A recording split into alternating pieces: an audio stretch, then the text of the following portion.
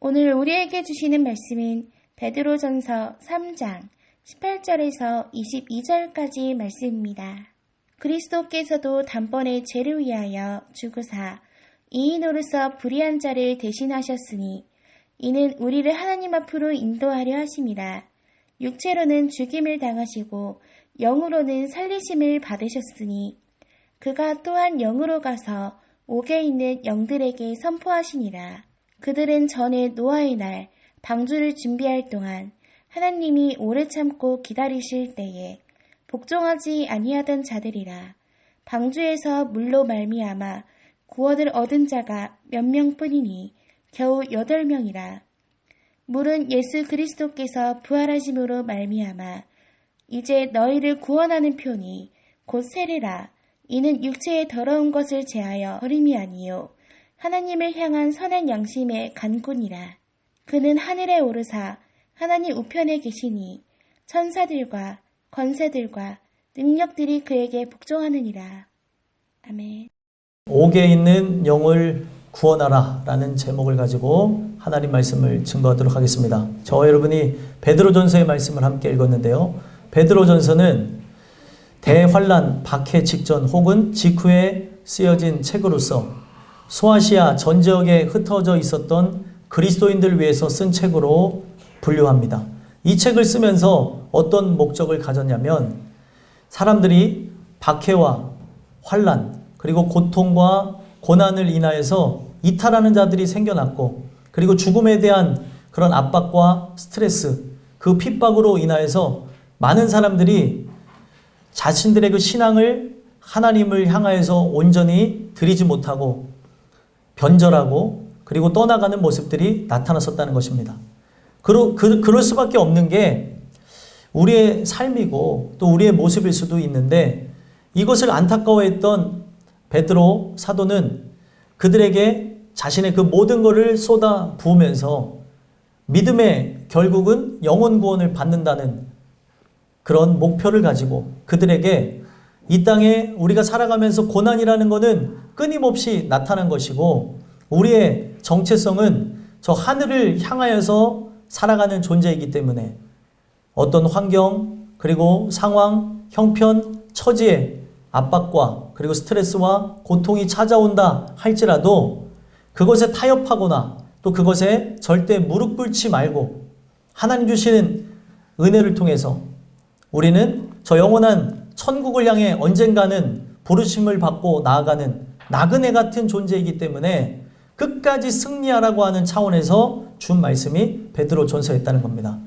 그래서 오늘 우리는 이 베드로전서를 바라다 보면서 분명 우리가 복음 전도자로 하나님의 은혜와 진리로 충만하며 살아간다는 것은 많은 부담감이 있을 것이고 여러분들에게 고통이 동반될 것입니다. 그럼에도 불구하고 베드로는 예수님의 수제자로서 또 예수님을 부인했던 자로서 절대 이탈하지 말고 하나님 주시는 은혜를 통해 이 고난을 통과하며 끝까지 승리할 것을 권고하고 있다는 겁니다. 오늘 우리의 삶 속에 많은 여러분들을 압박하고 괴롭히고 혼란스럽게 하는 일들이 여러분들에게 찾아올 것인데 우리는 말세지마를 살아가는 존재로서 이 동일한 그런 시점을 가지고 이 말씀을 봄으로 이 베드로가 원했던 그 베드로가 원했던 바대로 승리하고 영광 돌리는 모습들이 여러분들과 저의 모습이었으면 좋겠습니다. 그래서 오늘 본문을 보시면 18절에서부터 22절까지의 말씀을 통해서 무엇을 얘기하냐면 오늘 내가 진짜 그리스도의 영이 계신가 그리스도의 영이 함께하는 자라고 한다면 옥에 있는 영들을 구원해야 된다는 사실을 가르쳐 준다는 거예요. 옥에 있는 영들을 구원하라 라고 하면은 이게 도대체 무슨 말일까 라고 생각할 수 있는데 오늘 이 주시는 말씀을 통해서 우리가 하나하나 차근차근 따라가면서 보는 시간을 통해서 여러분들과 제가 그리스도와 함께하는 존재라고 한다면 그리스도께서 정말 진정으로 바라셨던 것 천하 만민에게 복음을 증거하라고 했던 그 복음 증거에 대한 사명이 여러분들에게 불타오르는 그런 은혜가 있게 되기를 소망합니다. 그래서 18절, 19절 한번 읽어볼까요? 읽어보겠습니다. 읽겠습니다. 시작. 그리스도께서도 단번에 죄를 위하여 죽으사 의인으로서 불의한 자를 대신하셨으니 이는 우리를 하나님 앞으로 인도하려 하심이라.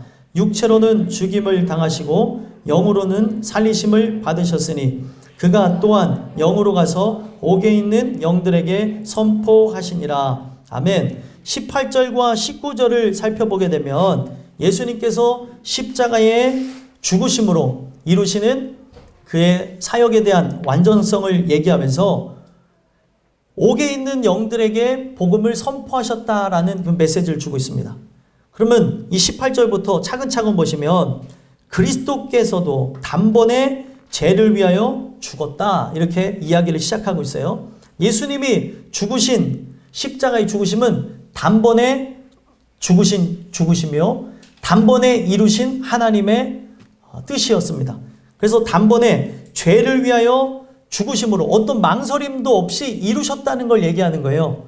죄가 무엇이기 때문에 예수님이 십자가에 죽으심으로 오늘 우리 인생들이 온전하게 나가게 만들으셨을까요? 죄라고 하는 이 단어를 보시면 이 죄라고 하는 단어는 하마르타노라는 단어에서 왔는데 하마르타노라는 단어가 어떤 의미를 갖고 있냐면 관역에서 벗어났다는 거예요. 그러니까 죄라고 하는 거는 다른 게 아니라 분명히 화살을 쏘잖아요. 화살을 쏘면은 그 화살이 관역 안에 들어가야 되죠. 명중해야 되죠. 근데 그 명중해야 될 화살이 빗나갔다는 거예요. 정확하게 그 관역을 맞춰서 상을 얻어야 되는 건데 그 관역이 벗어나가게 되어지므로 상을 얻지 못한다라고 하는 뜻이 바로 죄의 어원이라는 거예요. 오늘 우리가 하나님 뜻에 맞춰 살아야 되는데 하나님의 뜻이 어디 있는지 모르고 내 뜻을 구하고 내 마음대로 살아가는 모습이 있기 때문에 바로 이것이 죄인의 모습이고 아직 구원받지 못한 자들의 삶의 방향성이라는 거예요. 하나님이 원하시는 뜻에서 벗어나 버렸다는 거죠. 그 벗어난 자들을 다시 살리게 하기 위해서 하나님의 은혜 안으로 정상 궤도로 돌아오기 위해서 예수님이 어떻게 하셨다는 거예요? 죄를 위하여 죽으셨다는 거예요. 그것도 어떻게 죽으셨대요? 단번에. 우리는 그 죽음 앞에 만약에 섰다고 한다면 우리는 그렇게 못할 겁니다. 그리고 우리가 혹여나 한다 하더라도 우리는 죄인이기 때문에 어떤 죽어가는 사람들을 대신할 수가 없다는 거죠. 근데 예수님은 의인으로서 만인을 위해서 과거, 현재, 미래를 관통하는 모든 고난과 역경, 환난, 그 사망의 권세를 이겨내시면서 우리를 위해 죽으셨다는 거예요. 그러므로 그가 죽으심으로 어떻게 하셨다는 거예요? 의인으로서 불의한 자를 대신하셨다. 그가 의로움을 십자가에서 보여줬다는 거예요. 의인이라고 하는 단어는 데이크니오라는 단어에서 왔어요. 데이크니오가 뭐냐면 보여주다는 거죠. 그가 의인으로서 보여준 게 무엇이에요?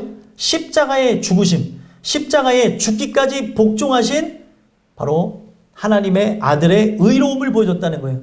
그것으로 불의한 자, 의로움이 없는 자, 죄악 가운데 나가 죽을 수밖에 없는 우리를 대신하셨다는 거예요.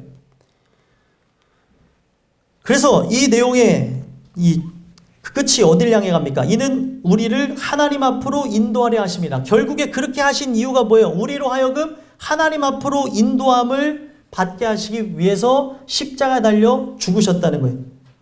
그래서 예수님이 육체로는 죽임을 당하시고 그리고 영으로는 살리심을 받았다. 실제로 예수님이 죽으시고 부활하셨죠. 그리고 승천하셨죠. 그 승천하신 다음에 예수님의 것을 갖고 오신다고 하는 분이 있었습니까? 그분이 누구세요? 성령 하나님이죠. 그 성령 하나님이 역사해 주심으로 어떤 일들이 일어납니까? 예수 그리스도와 함께 복음 증거자가 되고자 예수님이 감람산에서 승천하실 때 다짐했던 500명의 사람이 있었어요. 그 500명의 사람 중 380명은 예수님이 승천하는 모습을 보고도 도망을 갔고 거기에 남겨진 120명이 마가의 다락방에서 기도하는 중에 성령 충만을 받게 되어지므로 그 성령 충만을 통해서 예수의 영을 소유한 그들이 어떤 역할을 하게 되는 겁니까? 죽어가는 많은 영혼들에게 실제로는 뭐예요? 살았으나 죽은 존재들에게 가서 복음 증거를 할 수 있도록 하나님이 역사를 진행하셨다는 거예요. 그래서 19절에 보면은 그가 또한 영으로 가서 옥에 있는 영들에게 선포하시니라. 옥에 있는 영들에게 선포를 하셨다는 거예요. 이 내용을 여러분들은 헷갈려서는 안 됩니다. 이 내용을 천주교에서 가져다가 이것을 연옥서를 만들어내고 있는 걸 보게 되는데, 분명히 누가복음에 얘기하고 있죠. 누가복음 16장에 보게 되면은 거지 나사로와 부자에 대한 이야기가 나오죠. 거지 나사로가 이 땅 가운데서는 불행한 죽음을 맞이했지만 그는 어디 갔습니까? 천국에 갔다는 거예요. 하지만 부자는 이 땅 가운데서 많은 사람들이 볼 때 풍족한 삶을 살았지만 지옥불에 떨어졌습니다. 그랬을 때 안타까움을 느꼈던 부자가 아브라함에게 이야기를 하길, 아브라함의 품에 안겨 있는 그 거지 나사로를 보면서 저를 살아나게 해서 내 형제와 자매들에게 복음을 증거하게 한다면 그들이 믿지 않을까 하는 생각을 가지고 그렇게 해주면 안 되냐고 부탁을 했었다는 겁니다. 근데 그 이야기를 듣고 아브라함이 어떤 얘기를 합니까? 아브라함이 이야기하길, 그들 곁에는 이미 누가 있습니까? 모세와 선지자들을 보냈었다는 거예요. 수많은 사람들을 보내서 복음을 증거했는데도 불구하고 믿지 않았다고 한다면 그가 죽음에서 살아나서 천국을 이야기해도 믿지 않는다는 거예요. 그래서 제가 아까 그 오전 시간에도 이야기했던 게 뭐냐면, 천국과 지옥을 봤다 안 봤다 그게 중요한 게 아니라 성경은 그것을 중요하고 그걸 강조하며 뭐 사람들이 입신 들어가서 이런 체험을 했는 것을 강조하는 게 아니라 이 땅 가운데 말씀을 통해 그리스도를 믿는 것이 참이라는 걸 가르쳐주고 있다는 거예요. 실제로 미국에서 어떤 사람이 입신을 해가지고 했던 책이 베스트셀러가 됐습니다. 근데 나중에 밝혀지기를 그거는 허위로 밝혀졌어요. 자기가 소설을 썼다고 얘기하더라고요. 근데 그거를 보고 주님 앞에 돌아왔다 뭐 이런 사람들이 많이 생겨났었다는 것이죠. 그거는 일시적으로 사람에게 두려움을 줄 수 있어요. 지옥을 봤다고 하면서 얘기하면 두려움을 가질 수도 있고, 천국이 좋다고 하면 천국 나도 가고 싶다는 생각을 가질 수 있습니다. 그러나 근본적인 변화를 가질 수가 없다는 거예요. 그래서 예수님께서는 이 내용을 통해 복음을 들음으로 하나님이 택정하심을 통해 죄인이 되어진 자들에게 복음이 증거되어짐으로 예수를 만나는 이야기를 하고 있다는 거예요. 그래서 예수님은 지옥에 가서 복음을 증거하지 않았다는 걸 얘기하는 겁니다. 옥에 있는 영들에게 선포하셨다고 하는 것은 예수님이 죽으셔서 지옥에 가서 복음을 증거했다는 내용을 갖고 이야기하는 게 아니라 이 땅 가운데 아직까지 죄악의 문제가 해결되지 않은 사망 권세 아래에 나가 있는 자들을 바로 옥에 있는 영들이라고 표현한다는 거예요. 왜 제가 이런 말씀을 드리냐? 이 옥이라고 하는 단어가 성경에 두 단어로 분류가 됩니다. 하나는 지옥이라고 하는 말을 쓸 때 쓰는 옥, 겐나라는 단어가 있고요. 여기서 말하는 옥이라고 하는 단어는 필라케라는 단어예요. 필라케는 뭐냐면 감옥이에요, 감옥. 죄를 범한 사람들이 그 사형을 선고받고 사형 언도 집행 전까지 있는 장소, 그리고 특정 범죄를 해서 그 형을 사는 장소, 그게 바로 옥의 의미를 갖고 있다는 겁니다. 그래서 여기서 이야기하는 옥에 있는 영들에게 선포했다라고 하는 것은 성령을 통해서 그리스도의 복음이 세계 가운데에 증거되어졌던 걸 얘기를 하는 것이지, 그가 지옥불에 가가지고 거기에 있는 자들에게 복음을 증거했다는 내용이 아니라는 거예요. 예수님은 성경에 자신이 한 이야기를 자기의 삶으로 반박하는 분이 아닙니다. 말씀 자체인 분인데 오류가 있을 수가 없잖아요. 그럼 오늘 우리가 이 말씀을 접하면서 살펴봐야 되는 게 뭐냐면, 왜 이 세상에 있는 사람들을 베드로 사도는 옥에 있는 영들이라고 표현했냐? 우리는 그것을 관심을 가져야 된다는 거예요. 사도 바울이 전한 그 복음, 빌립보서를 통해서도 그러한 사상들이 나와 있는데, 우리는 은혜를 받지 않으면 어떤 상태에서 살아가는 거냐면 세상이라고 하는 감옥 가운데 살아가는 존재라는 거예요.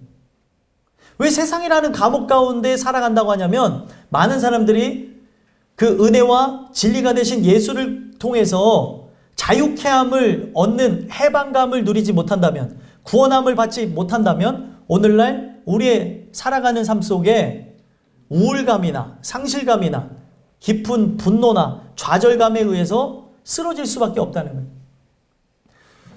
그래서 그런 그들에게 오늘 우리로 하여금 영적으로 내가 느끼지 못한다 할지라도 성경은 오늘 우리가 인생을 살아가면서 답답함이나 그런 괴로움을 느끼는 이유가 나의 영혼이 바로 하나님의 진노 아래 있고 언젠가는 사형 선고를 받아서 사형 집행을 기다리는 영혼의 상태에 놓여져 있는 사람이기 때문에 그러한 마음의 괴로움이나 압박과 스트레스를 갖고 살아간다는 거예요.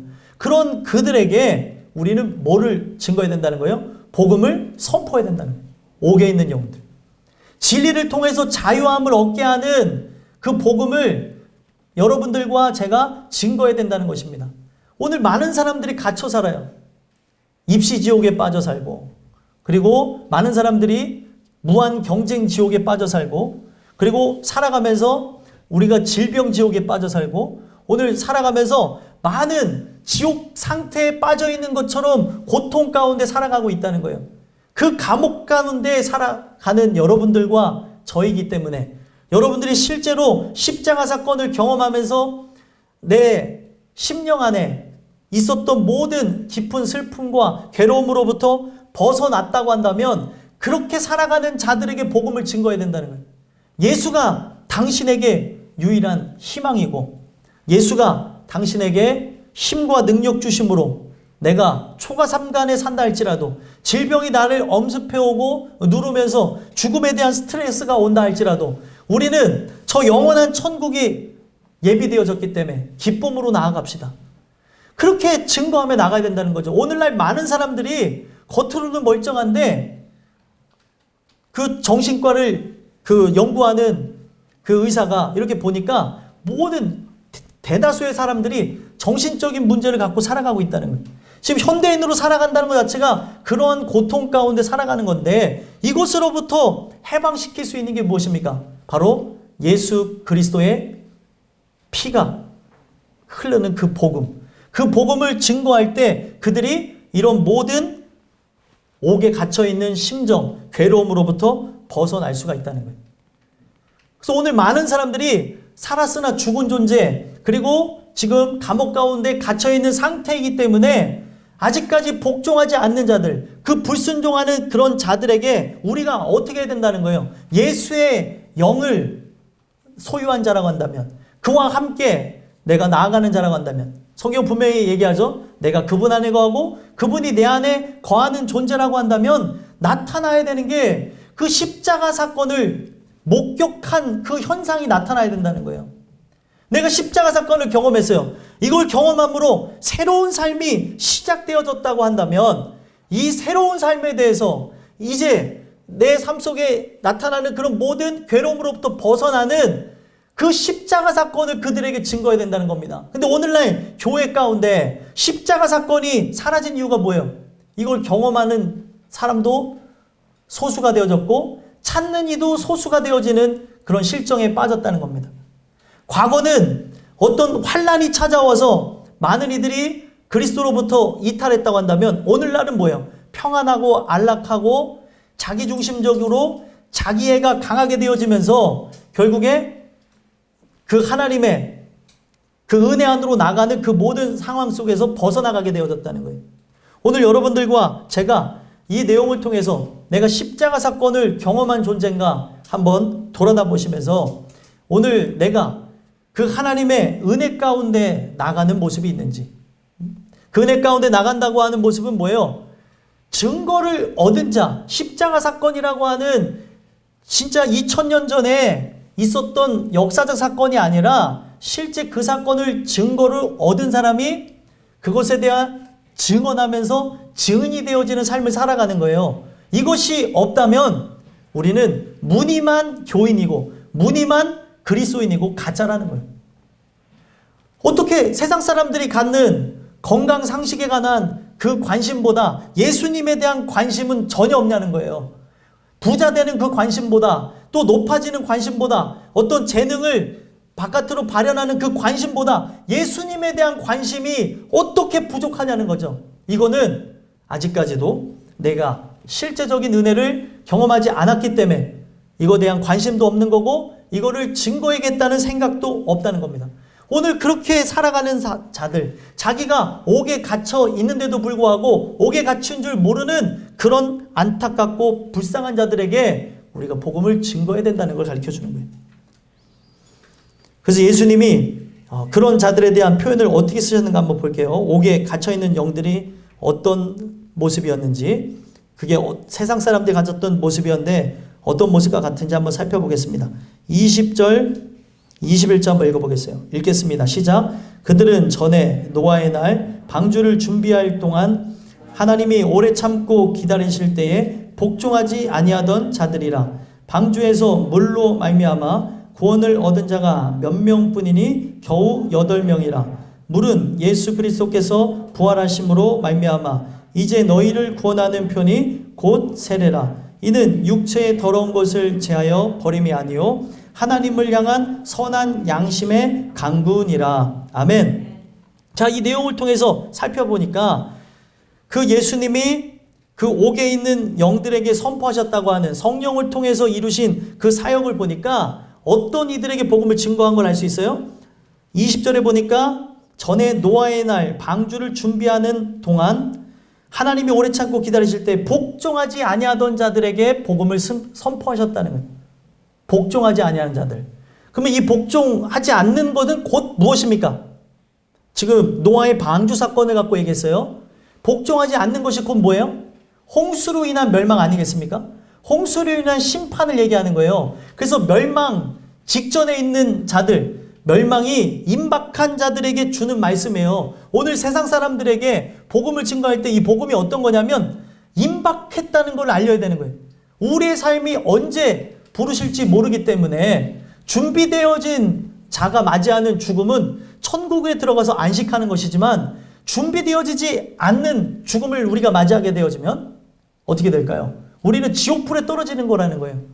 그래서 제가 이번 한 주간 동안 그리스도인의 죽음이라고 하는 걸 유튜브에 올렸는데 혹시 보셨는지 모르겠어요. 안 보신 분들은 그리스도인 TV를 검색하시고 거기에 들어가셔서 구독하시고 또 보셨으면 좋겠어요. 우리는 분명히 그 내용을 통해서 알아야 되는 게 뭐예요? 갑작스러운 죽음을 맞이할 수 있어요. 어느 누구나. 그랬을 때 준비되어진 자는 예수님이 말씀하시기를 이거는 실패한 죽음이 아니고 이거는 멸망하는 게 아니라는 거예요.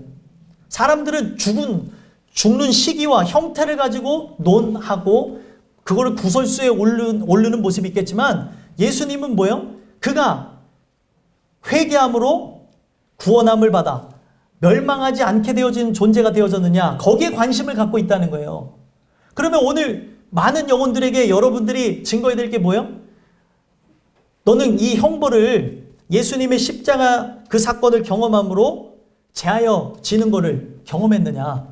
그가 십자가에 대속해 주심으로 너의 죄가 도말되는 걸 경험했느냐? 이걸 경험해야 회개함으로 이것을 깨끗이 씻기시는 은혜를 경험해야 천국 갈 수 있다는 거예요. 그래야 우리가 언제 하나님이 어떻게 부르신다 할지라도 천국 가는 존재가 된다는 거죠. 그래서 제가 이 말씀을 드리는 거예요. 우리가 다 승리하는 자가 되어야 되기 때문에 신앙생활을 제 눈치도 볼 게 아니고 우리 땅끝교회 식구들 눈치를 볼 것도 아니고 어떤 특정 사람들 눈치 볼 것도 아니에요. 주님과 여러분들 사이를 독대하면서 보자는 거예요. 임박한 진노가 지금 내 머리 위에 머물러 있는 존재인가? 성경 그렇게 얘기하고 있어요. 너의 머리 위에 임박한 진노가 이미 머물러 있느냐? 그들은 이미 멸망한 자들이라고 성경에 얘기한다는 거죠. 멸망한 상태에 살아가는데 모르고 있는 거예요. 그럼 오늘 은혜를 통해서 이것이 제하여 제하지만 죽어도 사는 거고 살아서 믿는 자는 영원히 죽지 아니하리라는 이 말씀이 실현되는 거라는 거예요. 그래서 오늘 우리가 진짜 예수를 만났다고 한다면 그런 자들에게 오래 참고 기다리실 때 복종하지 않은 그런 자들에게 복음을 증거해야 된다는 거죠. 비록 그들이 이것을 듣고 소수가 돌아온다 할지라도 우리는 증거해야 될 사명이 있다는 거예요. 그래서 방주에서 물로 말미암아 구원을 얻은 자가 몇 명이래요? 8명, 겨우 8명 뿐이라는 거예요. 여러분들 구원받을 숫자가 많다고 생각하지 마시고 적다는 것을 우리가 인지하면서 내가 그 안에 포함되기를 소망하셨으면 좋겠고요. 또한 내 사랑하는 이들이 포함되기를 소망하며 복음을 증거하라는 거예요. 오늘 우리의 삶에 진짜 임박한 진노로부터 벗어나 예수 그리스도로 평안과 안식을 누리며 나가야 되는데 그것이 없는 채 살아가니까 우리의 삶에 기복이 있는 것이고 감정 컨트롤이 안 되는 거고 오늘 우리가 어떨 때는 막 기쁠 때도 있는데 어떨 때는 슬퍼하면서 이런 조절이 안 되는 그런 상황 가운데 살아가고 있다는 거예요. 오늘 우리가 그런 고통과 괴로움 속에 나가는 자들에게 예수 그리스도의 복음을 통해 이런 심리적인 압박과 스트레스로부터 벗어나고 영적으로 나타나는 현상이기 때문에 그 안에 예수가 채워짐으로 은혜가 충만케 되어지는 역사가 저에게 여러분들에게 있게 되길 소망합니다. 그래서 그 과거의 물은 어떤 기능을 했던 거예요? 노아 홍수 사건이 있었던 시대의 물은 심판하는 기능으로 사용되었던 거죠. 근데 이 물을 이제는 어떤 걸로 사용되시길 원한대요? 21절에 보니까 물은 예수 그리스도께서 부활하심으로 말미암아 이제 너희를 구원하는 표. 과거의 물은 뭐예요? 심판하는 도구였죠. 그죠? 노아의 그 홍수 사건을 통해 사람들이 물로 인해 잠겨서 수장당해서 죽었잖아요. 근데 예수님이 죽으시고 부활하심으로 이 물의 의미가 바뀌어졌다는 거예요. 사람을 심판하는 의미로서 물이 사용되는 것이 아니라 살리는 용도로 바뀌어졌다는 거죠. 오늘 우리가 이 내용을 통해서 함께 살펴봤으면 좋겠어요. 그래서 예수 그리스도께서 부활하심으로 말미암아 이제 너희를 구원하는 표니, 구원하는 표가 되어졌다고 이야기를 합니다. 그래서 이 물 자체가 여기서 뭘로 표현되어져요? 세례, 곧 세례라라고 표현했어요. 세례라고 하는 단어가 그 원어로 보니까 밥티조라는 단어에서 왔는데 이 밥티조라고 하는 이 단어가 어떤 의미를 갖고 있는 거냐면 물에 잠기다라는 뜻을 갖고 있어요. 물에 잠기다. 그러면 여러분들 세례가 어떤 의미예요? 원래 강이나 뭐 바다 가운데서도 하는데 보통 강가에서 물에 들어감으로써 우리의 육은 죽었다라고 선언하는 거고 그 물 안에 수장되었다가 나오면서 우리가 이제 새롭게 되어졌다라고 하는 경험을 하는 게 사실 세례의 의미입니다. 근데 교회에서는 이걸로 진행할 수 없잖아요. 그래서 약식으로 원래는 침례를 해야 되는데 그 세례를 함으로써 우리가 물을 찍어갖고 머리에다가 바르죠. 성부, 성자, 성령의 이름으로 세례를 준다고 함으로써 우리의 육이 죽는 경험을 하기를 소망하면서 하는 예식으로 받아들였다는 거예요. 그래서 이 세례 가운데 이야기하고 있는 게 물이 어떤 의미로 되어졌다는 거예요? 우리의 육체, 죄를 계속 양산해내는 이 육을 담가버리는 것. 과거에는 그 물이 육체를 담가서 죽게 만들었다고 한다면 이제는 뭐예요? 나의 정욕을 활동하지 못하도록 잠그게 하는 것이 세례의 기능이라는 거예요. 저 세례 받았는데도 죄악 범하는데요? 자, 여러분들 이 세례를 통해서 어떤 걸 우리가 추구해야 되는 거냐면 세례는 하나님의 은혜로 살고 싶은 자들이 받는 거예요. 이제는 죄를 범하지 않고 은혜로 살고 싶은 그런 마음이 있는 자들이 세례를 받으면서 그들이 경험해야 되는 게 뭐예요? 죄사함입니다.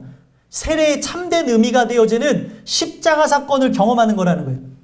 그래서 십자가 사건을 경험함으로써 우리가 육이 죽어지는 걸 경험할 때 예수님이 십자가에 달려 죽을 때 마치 나의 육도 십자가에 달리는 그 역사를 여러분들이 경험하게 되어진다면 바로 이 십자가 사건을 세례의 의미로 가져온 이유가 뭐예요? 물에 들어감으로써 육이 죽었으니까 활동을 못 하잖아요. 십자가에 우리의 육이 달려 죽는 걸 그렇게 표현했다는 거예요. 세례를 통해서. 그러므로 나의 정욕이 주장할 수 없게끔 하나님이 십자가에서 선언했다는 거예요. 그러면 우리가 이 십자가 사건을 실제로 경험하게 되었다면 바로 우리가 디도서 3장에 나오져 있는 말씀과 같이 중생의 그 씻음을 통해서 죄를 용서하심과 성령으로 새롭게 하심을 경험해야 되는 거예요. 아, 나는 이제 그 과거의 옛 모습은 십자가에 못 박아 죽었구나. 그러면 이제는 뭐예요? 부활하시는 그리스도와 함께 연합되어진 존재로 내가 살아나는 역사를 경험했다고 한다면 먹든지 마시든지 무엇을 하든지 하나님의 영광을 위해서 살아가는 개체가 되어져야 된다는 거예요. 우리가 사는 목적이 하나님의 영광을 돌리기 위해서 사는 존재가 되어져야 되는 것임을 이야기를 하고 있다는 거예요. 그래서 이 세례의 의미를 21절 후반절에 보니까 육체의 더러운 것을 제하여 버림이 아니요, 단지 육체의 더러운 것만 제하여 버리는 게 아니라 이 기능도 있지만 또 다른 기능이 뭐예요? 육은 죽고 영으로 사는 인생, 성령으로 사는 인생에 대한 것을 이야기하기 위해서 하나님을 향한 선한 양심에 대한 간구, 하나님 뜻대로 살고픈 그 간구가 나오는 삶으로 나가게 하기 위해서 바로 십자가 사건이 필요한 거고, 세례에 대한 의미를 오늘 여러분들에게 선포했다는 거예요. 그러니까 우리는 육신의 세례는 받을 수 있어요. 하지만 영의 세례는 누가 주셔야 되는 거예요? 하나님이 주셔야 되는 거예요. 성령을 통해 그리스도와 실제로 연합하면서 십자가 사건을 경험해야 내 속에서 역사하시는 분이 누구예요? 그리스도가 되어지기 때문에 그분이 갖는 생각, 그분이 가졌던 그 마음의 뜻을 따라서 살아가게 된다는 거예요. 내 뜻을 따라 살아가는 존재가 아니라는 거예요. 세상 모든 사람들은 돈과 명예와 권력과 권세를 따라서 삽니다. 그래서 어제 청년들하고도 이런 얘기를 나눴지만 육신을 따라서 사는 자들이에요. 그래서 육의 일을 도모합니다. 그런데 우리가 성령을 통해서 그리스도와 연합되어진 실제적인 경험을 했다고 한다면 그리스도 안에 품으셨던 그 생각, 그 마음이 내 안에 들어오므로 아버지께서 바라시는 삶을 살아간다는 거예요. 단지 아주 그 차원이 낮은 모습으로 우리가 그냥 육신의 삶을 끌어가지 않는다는 거예요. 우리가 이 땅 가운데 호흡하고 돈을 버는 거는 수단이죠. 그 수단을 가지고 하나님의 영광 돌리기 위한 목적을 갖고 살아가게 되어진다는 거예요. 오늘 여러분들과 제가 이 주시는 말씀을 통해 선한 양심으로 살아갈 수 있도록, 내가 진짜 십자가 사건을 경험했다고 한다면 진짜 하나님이 바라시는, 선한이라고 하는 이 단어가 아가도스라는 단어에서 왔는데, 아가도스라고 하는 건 아버지께서 보시기 좋은 그 양심으로 살아갈 수 있도록 기도한다는 거예요. 그냥 단지 육이 마비된 상태로 나가는 것이 아니라 영으로 사는 인생. 과거 육체의 그런 모든 활동은 잠재되어졌고 이제는 그분을 위한 삶, 그분께 영광 돌리는 삶을 위한 강구까지 나가게 하기 위해서 세례의 의미, 십자가 사건의 의미를 줬다는 겁니다. 오늘 여러분들이 십자가 사건을 실제로 경험했다고 한다면 하나님이 바라시는 게 뭐예요? 나의 심령 가운데도 아버지 뜻이 이루어지면서 내가 변화되어졌다고 한다면, 아직까지 황폐하고 메마른 심령의 땅을 갖고 있는 사람들 있죠. 그런 그들에게 뭘 하길 원하시는 거예요? 복음 증거를 하길 원하시는 거예요. 옥에 갇혀있는 그들, 아직까지 지금 내가 뭐를 위해 살아가는지 모르는, 자유가 있는 것처럼 착각하는 것일 뿐 지금 속박되어져서 결국에 죄, 삭슨, 사망이라고 하는 법령으로 나가는 그들에게 우리는 복음의 선포를 통해 해방하기 위해서 지금 하나님께서 부르셨다는 거예요. 지금 이 내용이 아직 관심이 없는 분들이 있고 도대체 뭔 소린가라는 사람들도 있을 수 있습니다. 자꾸 들어보기를 소망하고 이것을 내 영혼 안에 장착되기를 소망하면서 나는 진짜 그리스도인인가 돌아보면서 모든 이들에게, 저들은 영적으로는 뭐예요? 세상이라는 감옥 안에 갇혀있는 존재구나. 나는 달라요. 여러분들은 달라요. 만약에 구원받았다고 한다면 우리도 세상이라는 감옥 안에 갇혀있죠. 하지만 결국에 우리는 주님께서 부르시는 날에 뭐예요?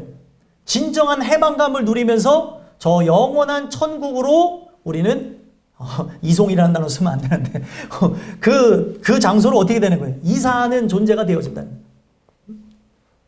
오늘 우리가 이감되어지는 게 아니에요. 저 천국이라는 데는 감옥이 아니죠.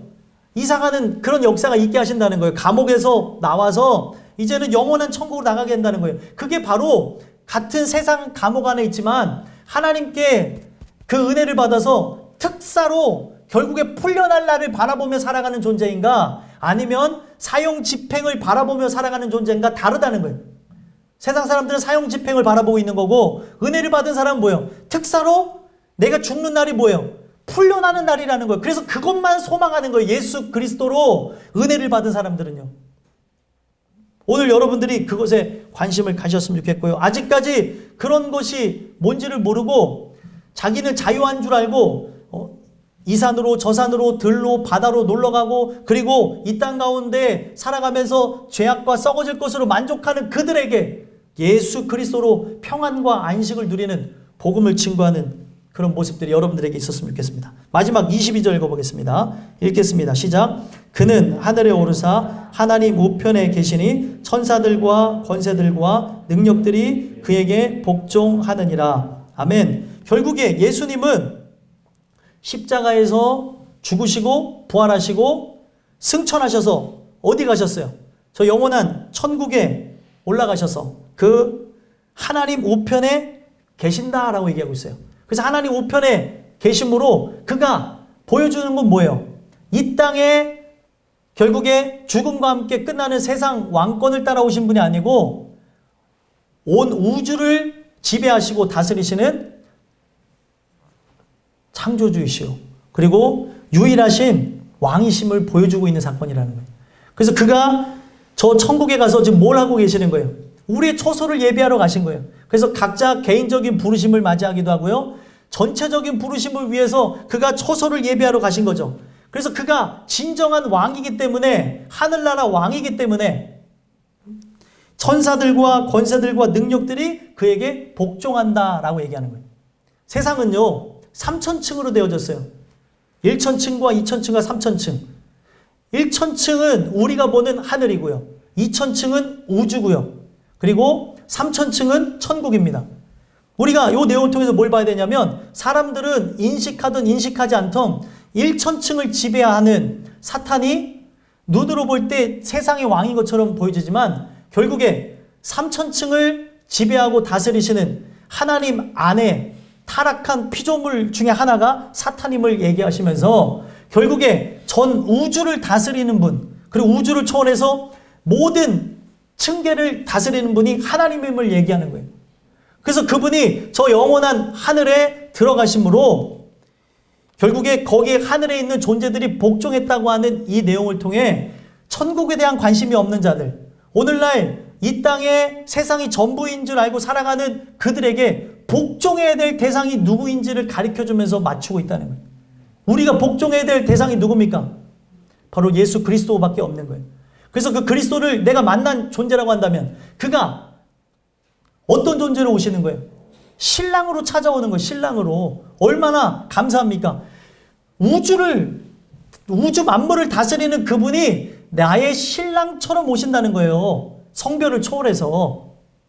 그래서 그분이 결국에 나를 영원한 천국으로 들으실 것이기에 아직까지 그런 거에 관심이 없고 세상 것을 만족하며 그것에 의해서 좌절하고 비교하고 그것에 의해서 스트레스 받는 그런 아직까지 얄팍한 그런 차원의 것을 사랑하는 자들에게 저 영원한 것에 대한 소망을 주기 위해서 그 옥에 있는 영들에게 선포하라는 말씀을 주신 게 오늘 본문이라는 거예요. 오늘 여러분들이 복음을 증거하지 않으면 그들의 삶 속에서 깨어나지 않을 수도 있어요. 계속 이 땅 가운데 만족감을 누리면서 더욱 자기를 위한 웰빙의 삶을 추구할 수 있습니다. 여러분들이 진짜 은혜의 사람이라고 한다면 웰빙, 그냥 이 땅 가운데 잘 먹고 잘 사는 거에 관심을 갖지 마시고 진짜 그리스도인은 뭐에 관심을 가져야 되냐면 웰다잉에. 웰다잉이 뭐냐면 잘 죽는 거예요. 잘 죽는다고 하는 거는 다른 게 아니라 은혜를 통해 천국 들어가는 걸 얘기하는 겁니다. 그곳에 준비되어진 자로 나감으로 우리 모두가 승리하는 자들이 됐으면 좋겠습니다. 그러므로 아직까지 관심 없는 그들에게 복음을 증거함으로 그들이 해방감을 누리며 하나님이 주시는 은혜를 통해 영원한 천국에 함께 들림을 받고 들어갈 수 있는 은혜가 여러분들 통해서 나타나게 되기를 예수 그리스도의 이름으로 간절히 소망합니다. 기도하겠습니다.